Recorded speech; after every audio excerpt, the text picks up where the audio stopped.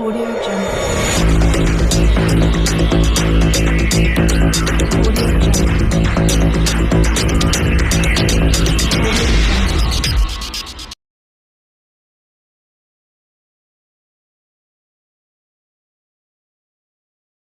Morning students, आज हम 7th class की हमारी जो इंग्लिश की बुक है उसका चैप्टर है 3 क्वेश्चंस। फर्स्ट चैप्टर है बच्चों, ये हम इसको पढ़ते हैं आज। क्या मतलब है इसका? 3 प्रश्न। क्वेश्चंस मीन्स प्रश्न। The thought came to a certain king that he would never fail if he knew 3 things.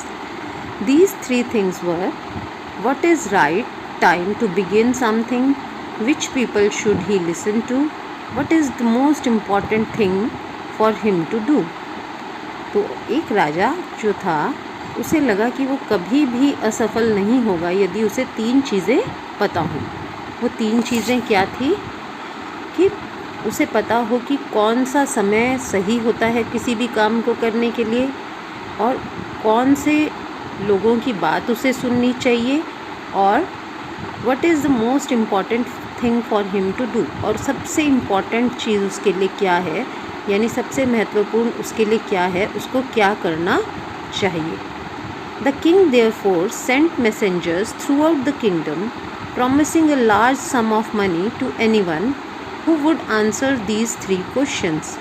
तो राजा ने अपने मंत्री, अपने सूचना प्राप्त करने वालों को पूरे राज्य में भेजा और ये बोला कि अगर कोई उसे ये 3 प्रश्नों का उत्तर देगा तो वो उसको बहुत ज़्यादा पैसे देगा। Many wise men came to the king, but they answered his question differently. बहुत सारे लोग आए उसके प्रश्नों के उत्तर लेकर, लेकिन उसे किसी का भी उत्तर ज़्यादा पसंद नहीं आया। In reply to the first question, some said the king must prepare a timetable and then follow it strictly. और पहले प्रश्न के जवाब में कुछ लोगों ने कहा कि राजा को एक टाइम टेबल बना लेना चाहिए और उसका पालन करना चाहिए सख्ती से। Only in this way, they said, could he do everything at proper time. और इस तरह से वो हर काम समय पर कर पाएगा। Others said that it was impossible to decide in advance the right time for doing something. और कुछ अन्य लोगों ने कहा कि ये बिल्कुल असंभव है कि हम पहले से ही ये निश्चित कर लें कि हमें क्या करना है। The king should notice all that was going on, avoid foolish pleasures. और राजा को ये पता होना चाहिए कि क्या चल रहा है, उसको अन्यथा अपने आनंद की चीज़ों में समय नहीं गंवाना चाहिए। And always do whatever seemed necessary at that time. और उसे हर वो काम करना चाहिए जो उस समय की ज़रूरत हो। Yet others said the king needed a council of wise men who would help him act at the proper time. और अन्य लोगों ने कहा कि राजा को कुछ समझदार लोगों की आवश्यकता होनी है जो उसे हर समय बता सकें कि क्या उसको करना है। This was because one man would find it impossible to decide correctly without help from others the right time for every action. क्योंकि उसे लगता था कि एक आदमी ये नहीं बता पाएगा कि क्या ठीक है और क्या गलत। But then others said that there were some things which could be urgent.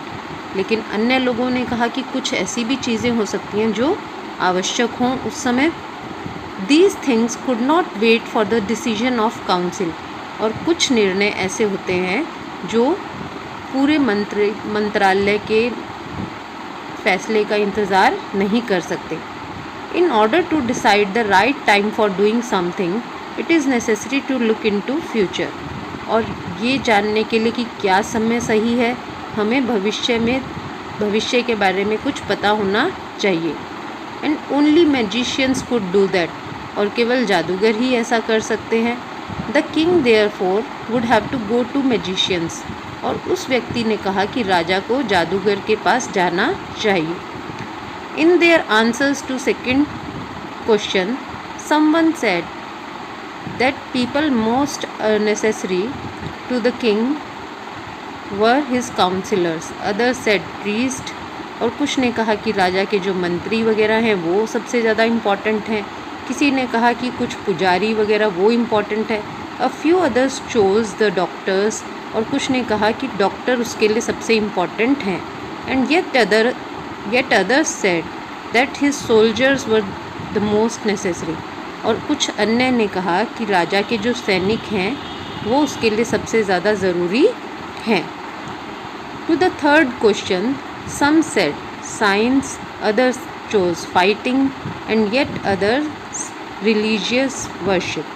और तीसरा प्रश्न था राजा का, उसके जवाब में लोगों ने कहा कि या तो राजा को विज्ञान के बारे में या लड़ाई युद्ध के बारे में या धर्म के बारे में पता होना जरूरी है।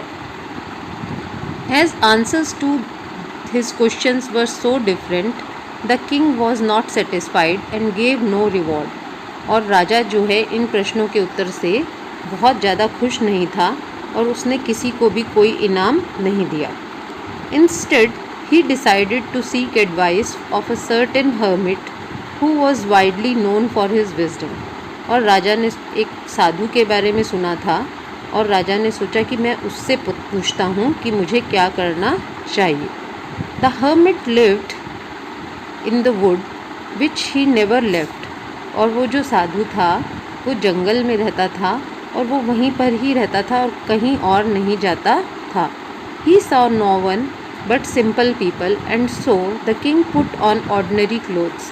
और वो केवल साधारण लोगों से मिलता था, इसलिए राजा ने अपना भेष बदलकर कुछ साधारण वस्त्र धारण कर लिए।